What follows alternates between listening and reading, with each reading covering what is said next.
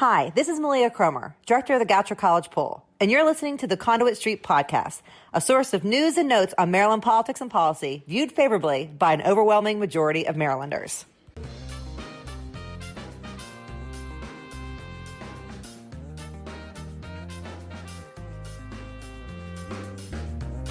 Welcome to a special edition of the Conduit Street Podcast.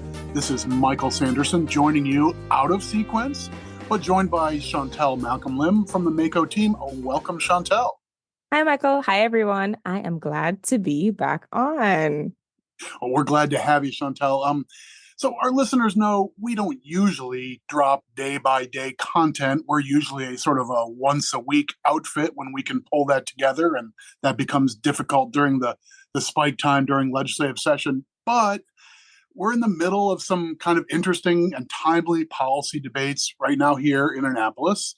And as Shantelle and I were working through that, we kind of had this idea, right? Yeah. So back when session started, we did a lot of coverage of having county leaders invited to speak in the Appropriations Committee for a full afternoon of briefings on the effects of transportation, on the effects that transportation cuts would have on our local communities. Now, we thought these local perspectives were really good, and they played a role in how the delegates now feel about transportation funding, and that's what's on everybody's mind.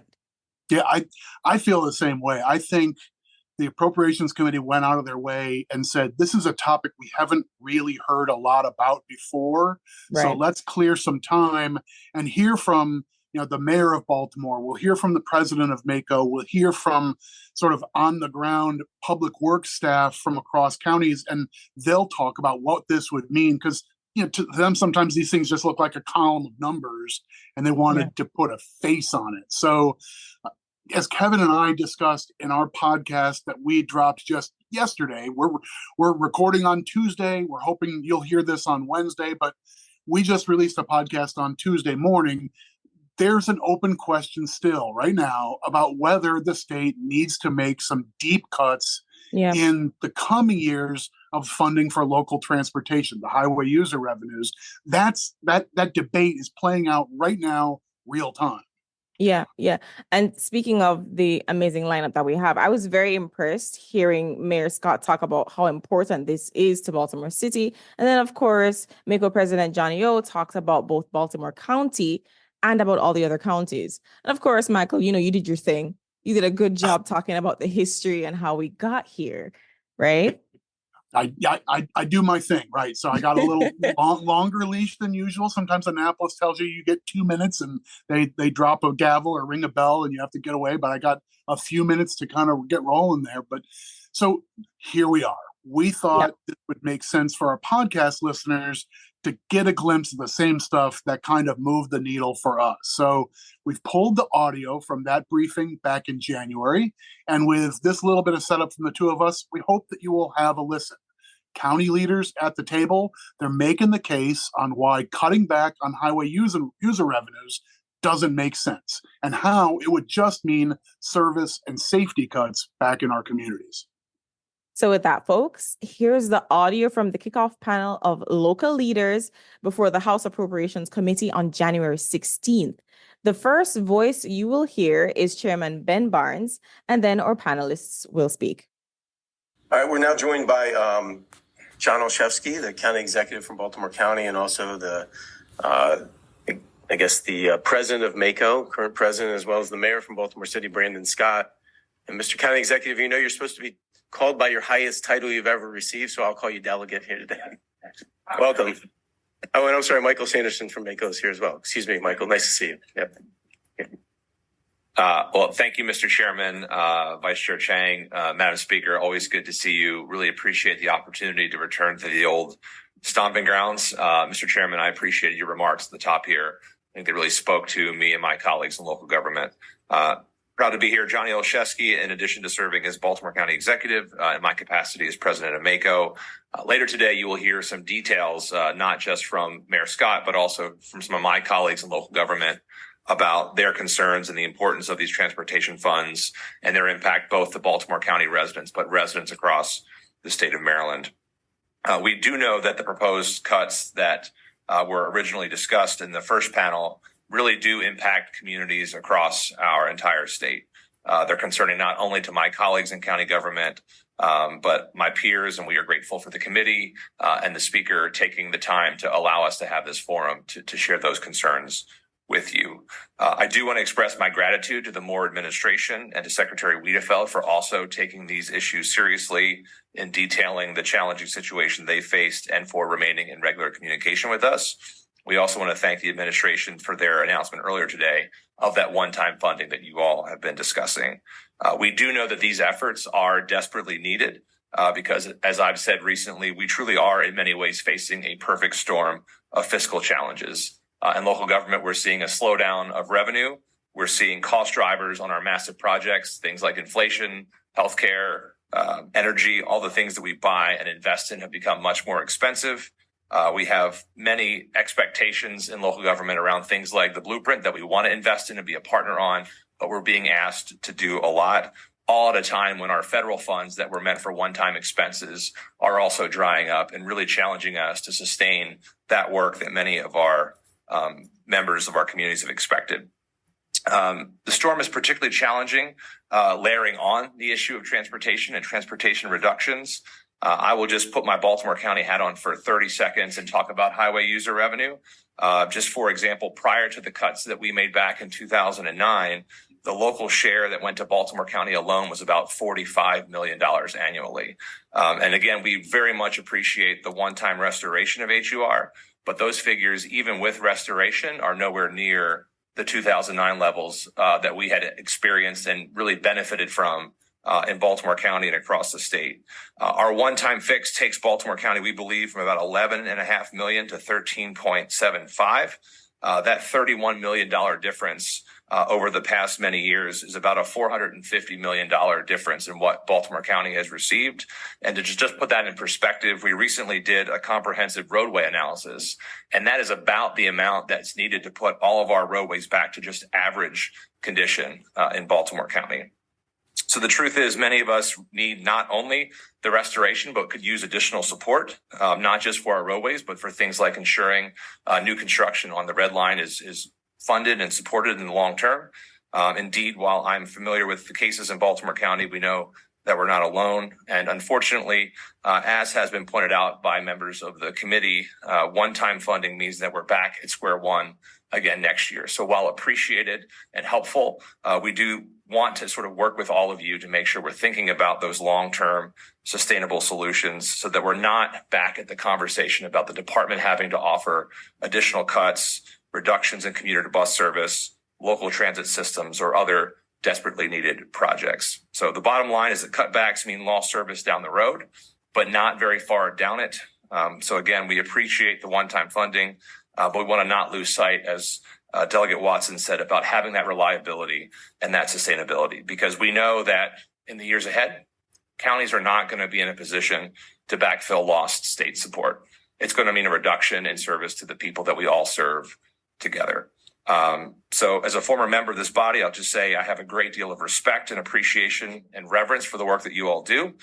We recognize that there are competing interests at play here, but I know that we are in very capable hands, and I just want to express our appreciation for this opportunity, Mr. Chairman, Madam Speaker, and members. And we look forward to, on behalf of MACo, being at the table to find those solutions with all of you. Thank you. Thank you, Mr. Chair, Vice Chair, Madam Speaker, and entire member body.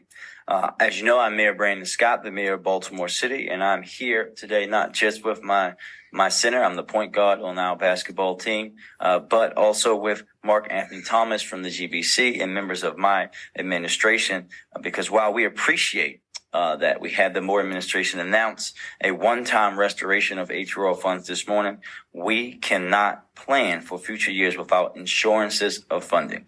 We need full restoration of HRO through fiscal year 28, as the Maryland General Assembly passed last year, so that major projects can move forward. And to be very blunt, Baltimore should not be facing a 63% cut to HUR, which is higher than the rest of the state combined. And the fix that we have now been proposed does not allow for us to program for our larger capital projects, properly fund MTA for state of good repair, or have planning for the much needed red line. And there have been instances before where it has been easy to balance the budget on the back of Baltimoreans. We know that previous administrations took that route, but we don't have to take that route again.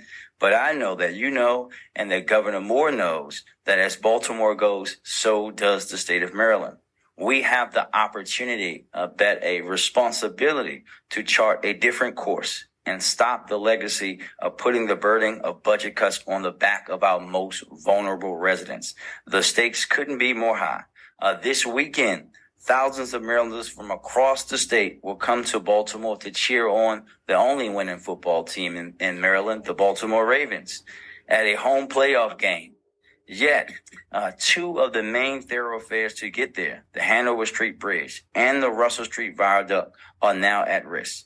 The condition of our aging infrastructure has been exacerbated by losing $900 million in HER funding and approximately $3.6 billion in potential federal matching funds as a result of the cuts initiated many, many moons ago that my colleague just mentioned, which have never been restored.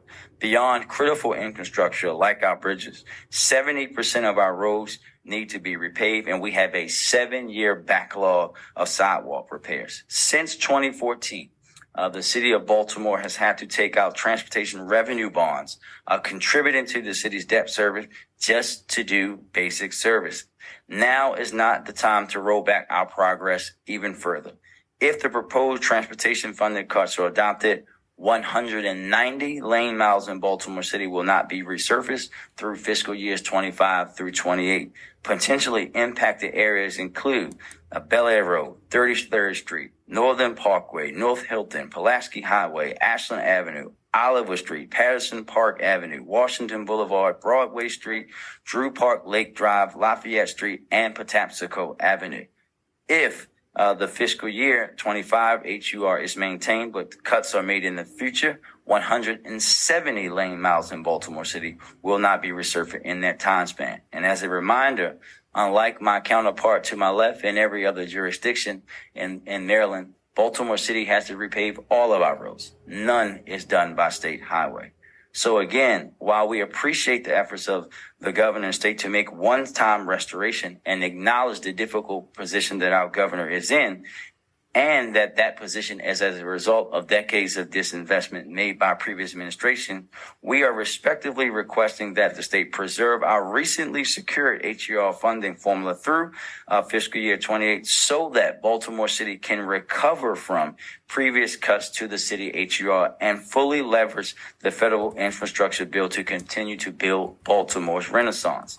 But this is not remotely just about the health of our highways. 8 years ago, Baltimoreans who use public transportation were devastated when not only the original red line was canceled and Baltimore was literally taken off the transportation map, but also when continued cuts and disinvestment to MTA dressed up as a new bus system further worsened Baltimore's public transit issues. Though, again, we appreciate the one-year solution, we must focus now on the following years in order for us not to, again, have subpar public transportation. 27% of Baltimore City residents do not have access to a personal vehicle, and in many of our historically disinvested in neighborhoods, that number is as high as 59%. Proposed cuts that impact mass transit options disproportionately impact those who are in need of investment more than anyone else. The Charm City Circulator ridership was approximately 1.3 million passenger trips in 2023. The Harbor Connector had 230,000 trips in 2023, and 27,000 Baltimore City public students use MTA each and every day during the school year. And that is very personal for me because I was once one of them. And I had to wake up at 5 a.m. in the morning, get on the bus at 5:30 in the morning just to go from one side of town to the next. And in fact, Mr. Chair, leaving Mervo after track practice, it was faster for me to catch the bus downtown and catch the subway back uptown and walk from the subway station to my house than it was for me to catch one bus across town. We know that our students deserve better. Everyone that lives in the region that depends on MTA deserves better. And when I talk to business leaders from downtown Baltimore to the Port of Baltimore, even out to Trade Point Atlantic, they all share the same refrain. We love having your residents work here, but they can't get here on time because they depend on MTA. This is a quality of life and a civil rights issue. Yes, this work will be tough, but tough time calls for the best leaders who will do the tough work when it's necessary to be done so that we are investing in everyone, especially those who have been disinvested for generations. I believe and know that we have those leaders, not just in this committee and the General Assembly, but in our governor, and look forward to working alongside each and every one of you to work towards a solution. Thank you very much. Thank you very much, Mr. Chair, Madam Speaker, and members. I'm Michael Sanderson, Director of the Maryland Association of Counties. I wanted to add a little bit of context on highway user revenues, because this construct it's unconventional in some ways. There are basically three ways that states across the country take care of the little roads, not the big highways, the smaller roads, Main Street, downtown, the roads that get you from place to place, the roads that get you home. Three models. Some states take care of it all themselves. Local governments don't have any role in that, and the equivalent of state highway comes to your hometown and patches that pothole and takes care of, if there's a safety problem, they come in and do the widening and so forth. The state does it all. We don't do that. Second model is you give the local governments who have that responsibility their own transportation revenue authority. Some places have local gas taxes or an add-on for the vehicle registrations or license plates or other things like that. That's model 2. Maryland doesn't do that. But for decades and decades, we use model 3, which is the state takes care of it and sends it to the locals. Where are the cars and where are the roads? We have one tax on motor fuels. We have one tax on vehicle purchases and so forth. All that goes into the gasoline and motor vehicle revenue account, and 30 cents went back to the locals. By the way, to take care of 83% of the road miles, virtually everything in Baltimore City and all those road miles that don't have numbers on them. It's just thousands and thousands. That model served Maryland great for decades. And we were comfortably in one of those three categories of how do you do this? A, B, or C? We're in group 3. That's fine. I know it's 15 years ago, and that's like political paleontology in a world where 4-year cycles. I get it, but I was in this room.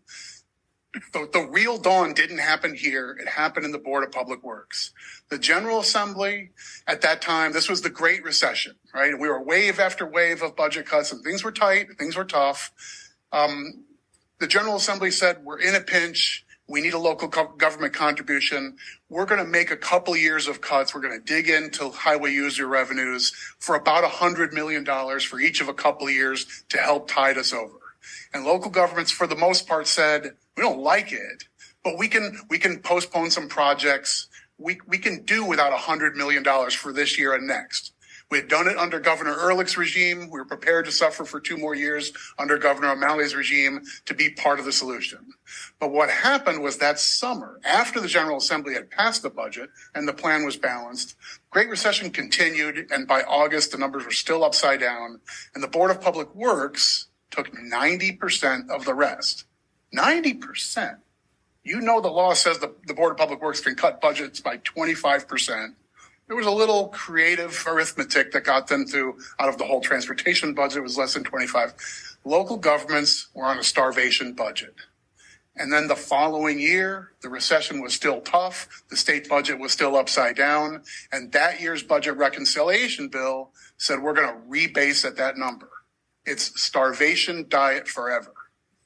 So where's Maryland right now? We're not in group 1. We're not in group 2. And we're not even in group 3.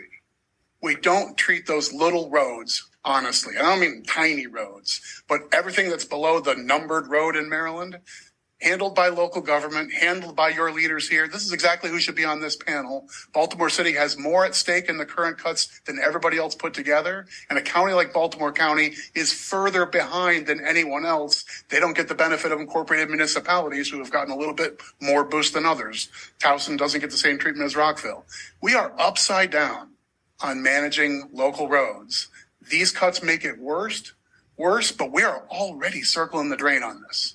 So it is red alert stuff for your colleagues and your partners in local government. We are grateful for the one-time parachute, but as you've heard multiple times over, Band-Aid, that's all we got right now. So this is a major issue for your partners in local government, and you'll hear programmatic stuff from folks who are yet to follow. And to follow, we have folks from many jurisdictions to talk about on the ground and how this could affect them in projects as well, not just the HUR, not just MTA, not just WMATA. We do have some questions. Delegate Grice. Thank you, Mr. Chair. Michael, I know we're talking a lot about roads, but in a lot of our, especially our rural jurisdictions, bridges, I mean, if those don't get replaced, what happens to them? Yeah, we all know. I mean, an enormous amount, like highway user revenue is the euphemism, right? Governments are good at making alphabet soup and that sort of thing. HUR doesn't sound like anything. It's day-to-day maintenance. It's safety improvements. It's filling potholes. It's plowing snow. I mean, that's quality of life stuff for everybody in Maryland. And the safety of our bridges, I mean, the count of structurally unsound bridges we have across the state has enormously jumped in the time since 2009 when we shut off the spigot for all that local support. So we're in a bad place. Yeah, I was a county commissioner 10, 15 years ago, and we had 3 bridges that were completely out, and you have to close the entire road if the bridge is out, right? They still haven't been replaced yet. And mainly because of the historical perspective, what we did during the O'Malley years. Thank you. Thank you, Delegate. We have one of our newest members. Welcome, Delegate Ruff. Thank you, Mr. Chair. Mr. Sanderson, thank you guys, all of 3 of you, for your presentation and for your comments. Mr. Mayor, as you know, we grew up 8 blocks apart, so I remember jumping on the M3 to the 44 to get to Gilman School and understand those troubles. Mr. Sanderson, if I could ask you, if we could go back a little bit to the CTP, can you give us an understanding in your experience representing local governments, how the CTP roadshow was different this year in your view than in prior years? I think you can probably hear nuts and bolts on this from some panels that are to follow and my colleagues on the panel. I will say, you've already heard from your professional staff, from the General Assembly's professional staff, the unique circumstance of this year's CTP in draft being an all-consuming list of projects rather than a refined list. And if part of the annual process of having a draft CTP is to gather community response. This project is in, this project is delayed, this project is out, and the community can respond to that and say, now, that's going to be, if we have to wait 3 more years for this important project, that's going to be a problem in this community. And the department, in theory, the structure is for them to hear that. I think you miss some of that with the lack of specificity with the broad list this year, with still everything still on the CTP and it being out of balance. It makes it less of a useful document for community input. So when we say the process was different this year, I think that's where it's most consequential. Understood. Can you give us a sense from a high level, and I know we're going to hear from all the municipalities that are here, can you give us a high level understanding of how and to what extent our local governments rely on the CTP and on it being balanced and on it being timely? Right. Well, the CTP is the vision for the large projects that, for the most part, are out of the grasp of even your largest local jurisdictions. Like there's no way that this mayor can orchestrate a new transit line within Baltimore City with local resources. Those things have to be a collaboration with the state and with federal partners. There's no way projects of that magnitude, the capacity projects that are in the CTP and so forth, those have to happen through a statewide vision. So local leaders are consulted. The department goes, the whole roadshow process is visiting local jurisdictions, seeing things on the ground, getting a list of priorities from each area. And those will be a combination of here's the big project, but here are some smaller issues that might be easier to reach financially, and here are the consequences of those. You can hear that more readily through input with local leaders than you can with professional engineers consolidated in the State Department. I think that's what you get out of that process.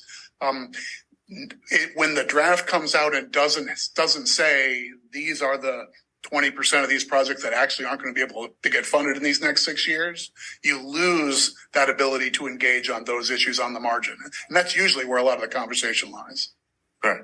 And based on what you're hearing, how are local governments really dealing with this, or how are they navigating, based on the feedback you're getting, the unbalanced budget, and the lack of time to really plan, based on the release of the CTP? I guess I would say we've been in uncertainty and maybe alarm mode since early December. So, the secretary and the administration reached out and said, we're out of kilter. You just got a very, very clear presentation of how September to December made this problem worse. And the notion that would turn into an across all modes, including local support solution over the years to come. And that it might be this stark of a hit on highway user revenue and on local operated transit systems. It ends up with jurisdictions who are already upside down in their budget. Like you just heard about Baltimore County, every county has a similar story of soft revenues driving costs and expectations that are high and federal support disappearing. So everybody's already in the middle of that. The idea of, now presented with how can you backfill a state cut like that? And I think many of our local jurisdictions are talking about this will turn into service cuts as opposed to reallocate from somewhere else. So we had a conference like a few days, a conference of county leaders on the Eastern Shore just a few days after these announcements. And this was what everybody's talking about in every hallway at that event. So this is top line stuff for us. Thank you. Thank you. Thank you, Delegate Rob. Great questions. Any other questions for this panel? Delegate Watson. Yes, thank you. Just before you all take your seats, in general, I wondered if you could respond to the impact of on the cuts that we're seeing in the large projects, which we're going to hear about next. How does the delay of these projects impact potential federal funding? Well, I think, and thank you for the question, and I think we might lose it, right? That's the reality. It might not be there much longer. We have the stars aligned right now to pull down lots and lots and lots of federal funding. I think we all have a front row seat to the insanity that happens in D.C. from time to time, and we don't know how long we're going to have that. And that means that these projects that have been long-standing, that should have been fixed 10, 15, 20, 30 years ago in some instances, will have to wait. And at some point, one of those bridges will fail. One of those things will crumble. And then it will be on all of us for not doing the tough work and just waiting until things got better. We have to do the tough work now. I won't repeat the mayor's comments. I'll just add, you're going to hear from some colleagues in Baltimore County one of those major projects has literally been the number one priority that we've shared with MDOT for 15 years in a row. 15 years. That was before 2009 cuts. That was before the Great Recession. So not only do we risk losing the federal support, but it goes back to your point about, I think, certainty, Delegate. And I appreciate the question. Thank you. Certainly seems like the time to solve this is now. We're hearing from that from you loud and clear. So we appreciate that very much, Chairman. Thank you. Any other questions? Thank you all for being with us very much and your leadership. There you have it, guys. The full briefing is actually available online. We'll be sure to link that in the show notes. Michael, you sounded kind of like a grandpa there telling stories of the olden days, the days that came before. Okay, well, I don't know about all the grandpa stuff. I kind of own that. I get it. I've been doing this a pretty long time. But I do think these are important stories. And this context, I think, is really important. It's tough if you're in the political world. You tend to think in like 4-year cycles. That's a full generation in politics. I'm super glad that Chairman Barnes and the committee took the time to really dig in, to listen to the panelists, to ask a number of questions. They did the same thing with their own policy staff before this panel, sort of trying to dig in and understand this stuff. And I don't think it's any surprise that they spent some time understanding this topic really, really well early in session. And here we are now, late session, where it's the same members of that committee. They're the ones who are really resisting making these budget cuts. They heard what those cutbacks would mean.